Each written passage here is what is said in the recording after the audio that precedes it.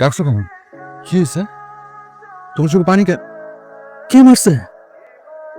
আম্মা যেই ছেলের সাথে আমাকে বিয়ে দিতে চাইছে আমি না করে দিচ্ছি। আমি বলছি ওই ছেলেকে বিয়ে করবো। আপন মা মেয়ের জীবনের কাছে করতে পারতো না। তোমার আব্বা কিছু বলেনি? আব্বা তো বলার মতো অবস্থায় নাই। স্ত্রী তাকে যাই বলে সেটাই শুনি। আরো একটা বড় দোষ ছিল আমার, যে আমি মাকে তোমার কথা বলছি, তারপর আমাকে আরো মারছে, আরো বেশি করে মারছে। আমি কি তোমার বাসায় যেয়ে কথা বলবো? কি করো তুমি? সেটাই তো। মাসুদ, আমি তোমাকে বিপদে ফেলছি। আমি তোমার সাথে দেখা করতে আসছি, আর এটি আমাদের শেষ দেখা। আমি কষ্ট করে বাসা থেকে বের হচ্ছে, আমার কাছে ফোন নাই। আমার দারোয়ানের ফোন থেকে তোমাকে ফোন দিয়ে এখানে তোমাকে ডাকছি। তুমি শুধু একটা কথা মনে রেখো, যে আমি সারা জীবন তোমাকে ভাবছি। আমি আসি, তুমি ভালো থেকো। আমি যেতে দেবো না তোমাকে। বিয়ে করবো। আমার সাথে কষ্টে থাকবে তুমি?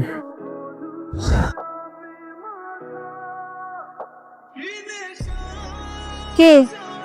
ওর নাম জুথি। তো কিছুক্ষণ আগে আমরা বিয়ে করে ফেলছি।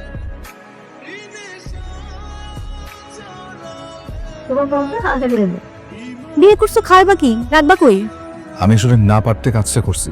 ও বাসায় অনেক ঝামেলা, কষ্টটা সহ্য করতে পারতেছিল না, এছাড়া কিছু করার ছিল না। আমি জানি আমি কাজটা ঠিক করিনি, আমাকে মাফ করে দিন। বিয়ে যখন কইরা নিয়ে আসছে এখন তো আর কিছু করার নাই, তাই না? কে মারছে তোমাকে? তোর রুমটা খালি কর, যা। নিও বাবু, আমার কথা বলিস, তোর থেকে একটা ভালো কাপড় দে ওরে। আম্মা যাও, তোমরা ভিতরে যাও।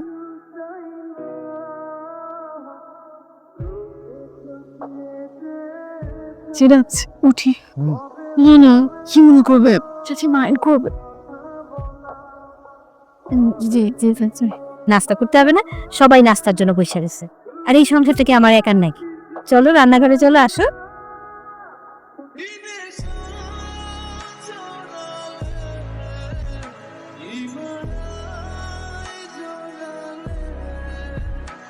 ভাবি সাগম, একটা কথা বলতাম।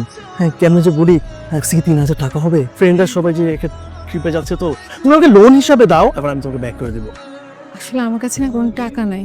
তুমি একটা কথা বললেই পারো, দিবা না? ঠিক আছে, লাগবে না টাকা, মানে আমার নিজেরই বলছি, আমি সেমলি সরি। হ্যাঁ, আচ্ছা তুমি একটা সেকেন্ড একটু দাঁড়াও, একটু দাঁড়াও। এই যে আমার কাছে না এখন এটাই আছে, তুমি এটা নাও।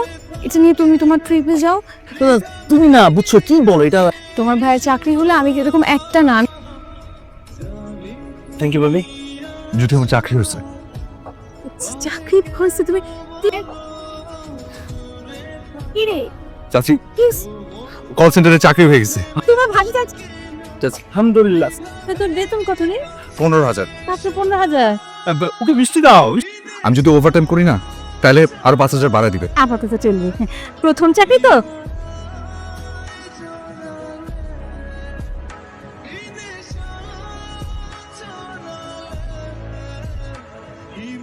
অনেক কষ্টে রাখছি না? এই যে বলো না, সংসারে আমি কষ্ট করবো না তো কি করবে? এখন বসো, আমি আমি খাবার বেড়ে দিচ্ছি। যদি আমার কথা শেষ হয়, বসো। তুই ঠিক আছো? হ্যাঁ বাবা, আমি ঠিক আছি। সারাদিন বাইরে বাইরে কাজে থাকি তো, তার মধ্যে ওভারটাইম করি।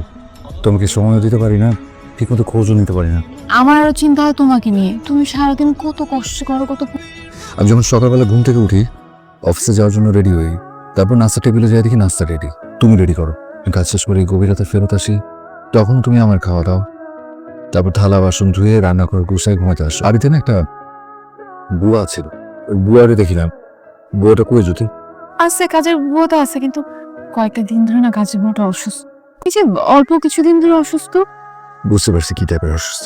আমার হাত ধরে আসলো, কিন্তু সত্যি করে বল, বুয়াটা আসলে নাই, তাই না? বুয়াটা নাই যদি, চাচি বিদায় করে দিছে, তার মানে তুমি। আমি কালকে চাচির সাথে কথা বলবো। দেখো মাসুদ, এগুলা করবা না। এটা আমার সংসার, আমি আমার সংসারের প্রত্যেকটা কাজ করব। তোমাদের সবার শান্তি দরকার। এত ভাববেন তুমি? আমি তোমাকে অনেক ভালোবাসি, এটা জানো। আচ্ছা হয়েছে, আসো। নাস্তা পাওয়া যাবে না? আমার ভার্সিটি টাইম হয়ে যাচ্ছে। কেন নাস্তা বানানো হয় নাই? বৌমা উঠে নেই? করলে তো দেখতাই, তোমাকে বলতাম। বলছি না, পূরণ হলে আসল রূপ বের হয়ে যাবে।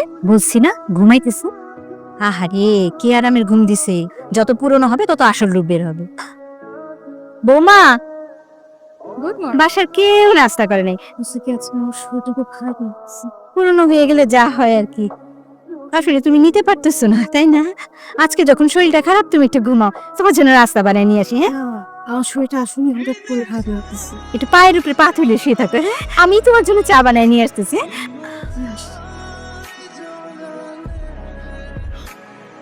এই বৌদি, বৌমা, করতেছেন কি? সত্যি অসুস্থ?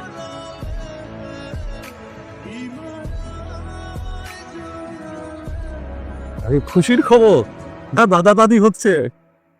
অভিনন্দন, মা হতে যাচ্ছ তুমি, খুব কেয়ারফুল থাকতে হবে। হে, ওকে কাল আমার এখানে নিয়ে এসো। জি আচ্ছা।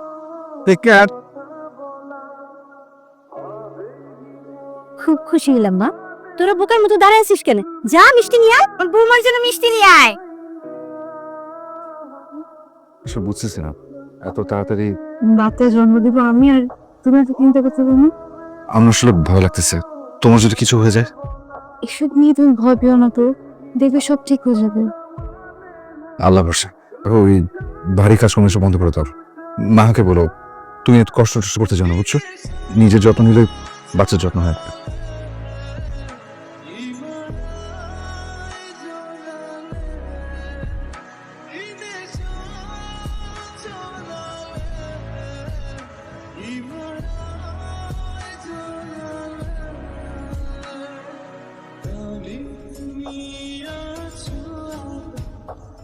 বাবা বাবা, আপনি ঘুমাইতেছেন? এত বেলা পর্যন্ত ঘুমাইলে হবে? সারা সবগুলি কাজ পড়ে রয়েছে, ঘরের কাজ তো করতে হবে, তাই না? চাচি আমার শরীরটা তো ভালো না, আপনি তো দেখতে পারেন। এখন তো কথায় কথায় তোর শরীর ভালো থাকবে না, কত অজুহাত দেখাবা। চাচি আমি তো প্রেগনেন্ট, আপনি তো জানেন, সেটা কি আপনি বুঝেন না? তো কি হয়েছে? তুই তো 3 মাস, আর তো মাস করে রয়েছে। এই সময় যে কোনো মুহূর্তে শরীরটা খারাপ হয়ে যায়। আপনি জানেন না, আপনি একজন মা না, বুঝতেছেন না? আপনি আমার সাথে এইভাবে কথা বলতেছেন। তোমার মুখে দেখি ক্ষয় ফুটে গেল গিয়া। থাক, তুমি শুয়ে থাকো, আমি সব কাজ করে নিব না। চাচি না, তুমি দেখো মুখে মুখে তর্ক করা শিখে গেছো কি? সব কথাই আমাকে বুঝাই দিতেছো, আমি সব বুঝে ফেলাইছি। আমার ছেলে আসলে, আমার ছেলেকে সব কথা বুঝাই বলবো না। যতক্ষণ মন চায় আপনি ঘুমায় থাকেন, আপনার সব কাজ আমি করব। আমি আমার ছেলে আসলে যাবো না, আমার ছেলেকেই বলবো।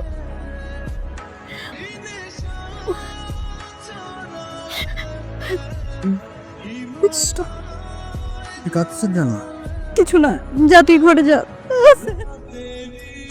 কি হয়েছে চাচি? কিছু না, থাক। এতদিন আমি সব মুখ বুঝে সহ্য করছি, তোকে আমি কিচ্ছু বলি নাই। তোর বউ বলে আমি নাকি তার অত্যাচার করি। তোদেরকে কোনোদিন কোনো কিছু বলছি আমি? বল। তুমি কি আপনার সাথে তর্ক করছে? আমি নাকি ওর অত্যাচার করি? ও প্রেগনেন্ট অবস্থায় আমি ওর কত সেবা করি। আমি তো তোর মা না, আমি তো তোর চাচি। আমি দেখতেছি ওরে, আমি দেখতেছি ওর কত বড় সাহস হচ্ছে। ওর এত বড় সাহস। আসো বসো এখানে। যদি এই বাড়ির কেউ তোমাকে চায় না, তুমি এই বাড়ির কোনো দায়িত্ব পালন করো না, সারাদিন শুয়ে থাকো, যে আজকে আমি একটা সিদ্ধান্ত নিব, আর সেই সিদ্ধান্তটা হইতেছে আমার পক্ষে তোমাকে রাখা সম্ভব না। চাচি আমি ওকে রাখতেছি না, আপনাকে খুশি করতেছি। ওকে না রাখার পেছনে একটা কারণ আছে, যেই কারণটা জানার অধিকার সব থেকে বেশি জটিল। গবেষণা করে দেখা গেছে বাংলাদেশে গড় আয়ু হচ্ছে 70 বছর, 40 বছর হয়তো তুমি বাঁচবা। কেউ হায়াত মত সব আল্লাহর হাতে। একটা লিমিটেড টাইম ধরলাম, বছরে 365 দিন, এর মধ্যে কিন্তু আবার লিপ ইয়ার আছে। পরিবারের 6 জনের জন্য প্রতিদিন রান্না করো।